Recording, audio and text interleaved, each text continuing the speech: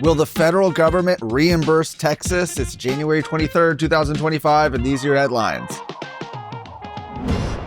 Governor Greg Abbott has called on Congress to reimburse Texas for over $11 billion in state taxpayer funds spent on border security, citing what he describes as the federal government's failure to address the border crisis under President Joe Biden. Now, former President Joe Biden. Isn't that nice to say? Well, in letters sent to congressional leadership and the Texas delegation, Governor Abbott highlighted the state's efforts to combat illegal immigration, violent criminals, and international threats through Operation Lone Star. He wrote that President Biden's policies left Texas and the rest of America defenseless against an unprecedented infiltration of violent criminals, known terrorists, and other hostile foreign actors. And he credited Operation Lone Star with reducing illegal immigration to Texas by 87% and demonstrating the effectiveness of Trump-era border policies. The request follows Abbott's meeting with U.S. House Speaker Mike Johnson last week in Washington, D.C., where they discussed border security and strategies to address what Governor Abbott described as the damage done by the Biden administration. A new memorandum by the Department of Justice is ordering local and state governments to comply with executive immigration initiatives. The memo, issued Tuesday, comes from the Office of the Deputy U.S. Attorney General. Interim Deputy AG Emil Bove informed employees that they're responsible for assisting in carrying out policy changes regarding charging, sentencing, and immigration enforcement. He laid out the 3 threats facing America as a result of the Biden administration's failed border policies: cartels and transnational criminal organizations like Tren de Aragua and the MS-13 gang, escalating violent crimes by cartel members and other illegal aliens, and, of course, the fentanyl crisis. Additionally, the memo also warns that anyone who interferes with the DOJ's efforts to eradicate the threats will be faced with legal action. Now, talking about the Supremacy Clause, the DOJ says that it requires state and local actors to comply with the executive branch's immigration enforcement initiatives.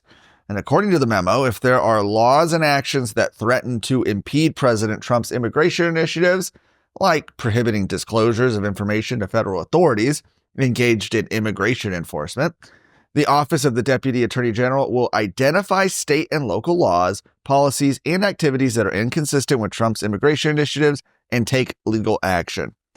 Well, right here in Texas, Tarrant County Judge Tim O'Hare expressed his support on X for Trump's immigration agenda and willingness to assist Trump's efforts. America is at a crossroads. Now, more than ever, Texas must step up and lead the country. We don't have time to mess around. The only way to save America is with a strong Texas. You and I know this, but so do the enemies of life and liberty. Therefore, you and I have no choice but to stand up and fight. I'm Sarah Gonzalez, and to the enemies of liberty, I say, come and take it.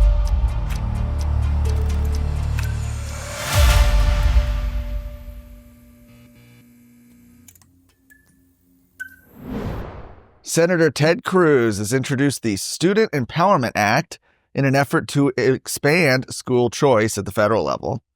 The measure would increase the availability of 529 education savings plans to include K-12 elementary and secondary school tuition and eligible K-12 educational expenses for public, private, and homeschooling students. Cruz said that the Student Empowerment Act is common sense legislation that will expand access to 529 savings accounts and empower American families to best meet their children's learning needs. The legislation aims to help K-12 elementary, secondary, and homeschooling students use 529 savings accounts for education expenses such as curriculum, books, tutoring, and testing fees. Additionally, the bill would enable students with disabilities to use their 529 savings accounts to pay for educational therapies and to customize learning based on their needs. Governor Abbott has highlighted, of course, the rising support for school choice in Texas. In November, he said that school choice is wanted by all demographics. Hispanic and African Americans in the state of Texas, they strongly support school choice. Those parents want an option.